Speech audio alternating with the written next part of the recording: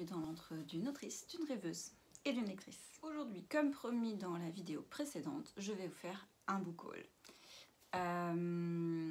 Et un book haul de ces 4 derniers mois.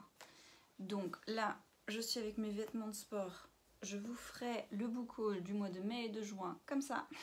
Après, je vais m'activer et faire un peu de sport. Et je reviendrai après pour vous faire le book haul de juillet et d'août. Avant de passer au book haul, je vous invite à vous abonner à ma chaîne si ce n'est pas déjà fait. Et à aller regarder les liens ci-dessous. Ce mois de mai, j'ai acheté reçu parce que pour moi un book haul c'est quand j'ai le livre dans les mains. Donc peut-être que je l'aurais acheté en avril et que je le reçois qu'en mai. Et du coup pour moi il appartient au mois de mai. Je ne sais pas si ça fait sens, mais c'est comme ça pour moi. Donc j'ai reçu pendant le mois de mai 9 livres. Surtout des livres numériques puisque j'ai profité de l'abonnement Kindle pour télécharger plein de nouveaux livres. Donc voilà, c'est parti. Le premier c'est The Venice Murders de Maren Ellingham. C'est le tome 12 je crois de une saga de Cozy Mystery. Et je l'ai déjà lu, donc c'est déjà un petit check. Donc il n'est plus dans ma palle. Ensuite, j'ai Mystery at Hideaway House de Claire Chase, qui est aussi un Cozy Mystery et qui est également le tome 12-13 de la saga et qui a également déjà été lu. Ensuite, j'ai Fais-moi t'oublier de Megara Nolan, Miss Percy 3 de Queen Bee Olsen. J'ai Masque et Monstre 2 et Masque et Monstre 3 de R. Onsdor. Oui, parce que le premier tome, je l'avais lu il y a 2-3 ans. Je ne sais plus. En tout cas, j'avais adoré. Mais les autres tomes n'étaient pas sortis. Et maintenant, ils sont sortis et en numérique également. Donc, je les ai pris. Mais je sais qu'il va y avoir un tome 4. Donc, peut-être que je ne vais pas lire tout de suite. Et je vais attendre qu'il y ait le 4e tome. Voilà. Dernier dans le numérique, j'ai acheté le tome 2 de la saga Kira Storm Rider et de Jupiter Phaéton. Et donc, c'est Le Réveil des Dragons. Les deux seuls livres papier du mois de mai sont des livres auto-édités, donc je suis très contente d'avoir soutenu des collègues. Le premier est Beaulieu et Griffiths Enquête, les murmures de Saqqara de Charlotte Kléber, qui est un roman historique, voilà. Historique, je sais pas si c'est historique parce que... Si, il y a quand même pas mal d'histoires dedans qui est assez avéré, donc je vais dire roman historique, qui était très plaisant à lire, des personnages très touchants et drôles, je le conseille vivement. À mes mots, vous comprenez que je l'ai lu, et surtout, si vous avez vu le bilan du mois de juin, est-ce que je l'ai lu en juin? Je ne sais plus, mais en tout cas, je l'ai lu cet été. Le deuxième livre, il s'agit de plusieurs, en tout cas je ne sais pas si c'est une duologie ou une trilogie, mais en tout cas il s'agit de l'intégrale du Rituel d'Eundia de Laura Prono, qui est une véritable beauté. Regardez-moi ce jaspage, c'est un achat de campagne Ulule, et ça faisait un moment que je voulais acheter quelque chose de Laura Prono. Le livre est magnifique, non seulement de l'extérieur, mais de l'intérieur également, puisque je crois que les premiers chapitres sont plus foncés. Ah, il y a aussi une petite marque-page. Il y a également des illustrations. Voilà, c'est un objet livre de toute beauté. J'espère que le contenu sera à sa hauteur. J'ai l'impression de parler super vite, donc je vais essayer de me poser. Passons donc au mois de juin. Pendant le mois de juin, j'ai reçu 7 livres. Commençons par les numériques. Donc en numérique, je me suis procuré La Malédiction du Dragon de Lucille Chaponnet, qui est de l'auto-édition. Le tome 2 va bientôt sortir, donc je pense que je commencerai celui-ci quand le tome 2 sera sorti. Voilà, il y a des dragons, c'est de l'auto-édition, et Lucille Chaponnet est une de mes autrices auto-éditées absolument favorites. Enfin, l'une d'elles. Il y en a plusieurs que j'aime beaucoup, mais normalement, dès que Lucille sort quelque chose, je l'achète. Ensuite, toujours de l'auto-édition, il y a le tome 1 des Maudits de Fairywood de Amandine Peter, qui, il me semble, sort également en folio bientôt, ou en pocket, je ne sais plus. Mais en tout cas, il sera publié par une maison d'édition fin de cette année ou début de l'année prochaine. Je vous le mettrai l'info par ici. Bref.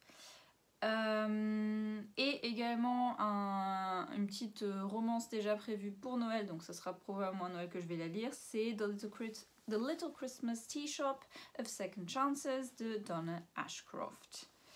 Ensuite, en papier, j'ai reçu et déjà lu Brin de magie et Village maudit de Jennifer Joffre, publié chez Rajo. Ce livre compte particulièrement pour moi parce que c'est le livre d'une amie à moi qui au début a été auto-édité, puis publié par les éditions Relica et maintenant par Rajo, et je suis super fière d'elle et c'est vraiment un livre qui vaut le détour. Deuxième livre papier que j'ai acheté et que j'ai également déjà lu, il s'agit d'Entrer dans le monde de Claire Duvivier, qui était dans mon top 5 à peu près de la première moitié de l'année. C'est de la SF du point de vue d'enfant, et ce qui était déjà à la base très original et en plus particulièrement touchant de voir les événements à travers des yeux si jeunes et si innocents. Ensuite, j'ai acheté le tome 2 des détectives du Yorkshire, Date with Malice de Julia Chapman. Je l'ai lu en VO parce que quand je peux, je préfère. Et franchement, c'est une saga que j'adore, c'est du cozy mystery et en plus...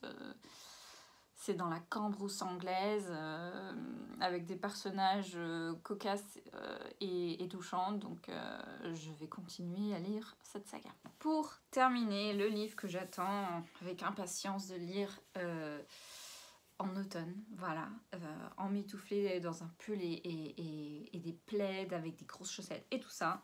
Il s'agit de Bury Your Bones in the Midnight Soil de V.E. Schwab. C'est la dernière sortie de mon autrice préférée, absolument préférée. Bien sûr, je l'ai en VO parce que j'ai tout d'elle en VO et j'ai vraiment hâte de me plonger dedans. Il s'agit de vampires, relations saphiques, d'histoires éparpillées dans le temps, je pense. En tout cas, tout ce que fait V.E. Schwab est absolument merveilleux, donc je vais l'adorer, je suis sûre. Ça y est, mon sport est fait, je suis douchée, je suis toute propre et on va passer du coup au book haul du mois de juillet. Le mois de juillet, j'ai acheté le premier tome, oui, le premier tome de The Bone Witch de Ivy Asher.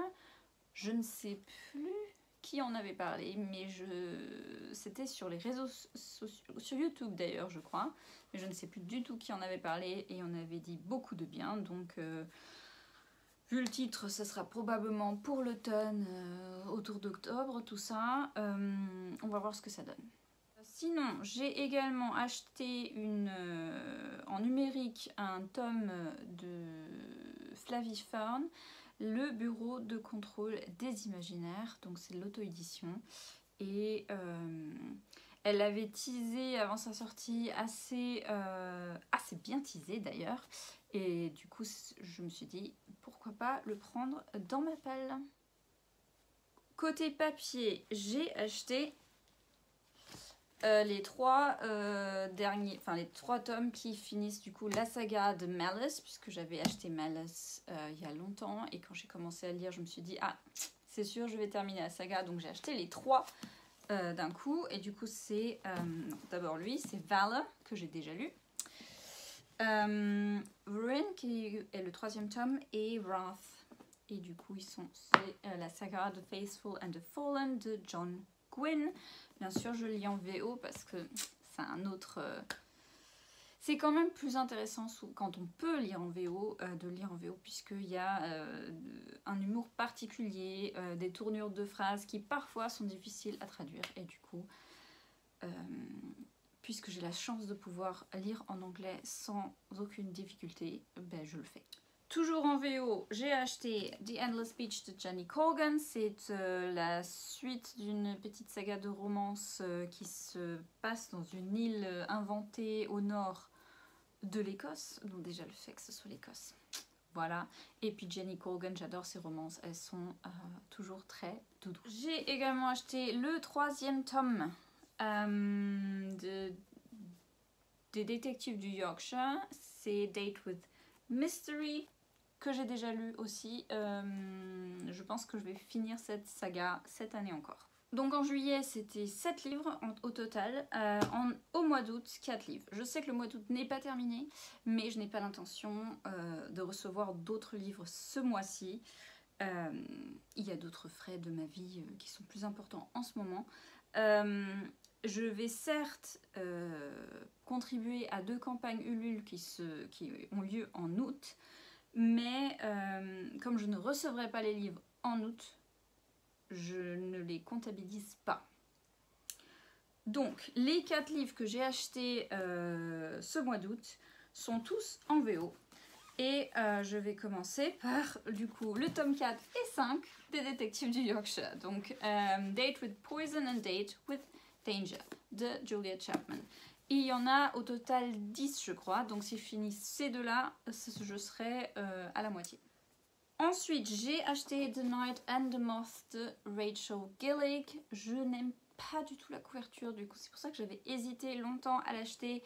Mais j'avais énormément apprécié, pas seulement apprécié, j'avais beaucoup aimé la duologie One Dark Window de la même autrice. Et je ne voulais du coup pas passer à côté d'un autre écrit d'elle. Et voilà.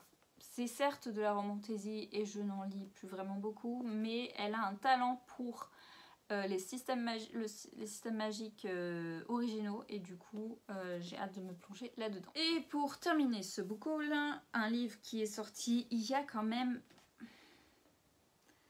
Enfin, c'est pas long, c'est pas loin, 2022. C'est pas si vieux que ça. Mais depuis 2022, je le vois passer sur les réseaux et j'hésite à chaque fois à l'acheter. Et finalement, quelqu'un en parlait et en disait beaucoup de bien. Quelqu'un dont je fais à peu près confiance niveau choix de lecture.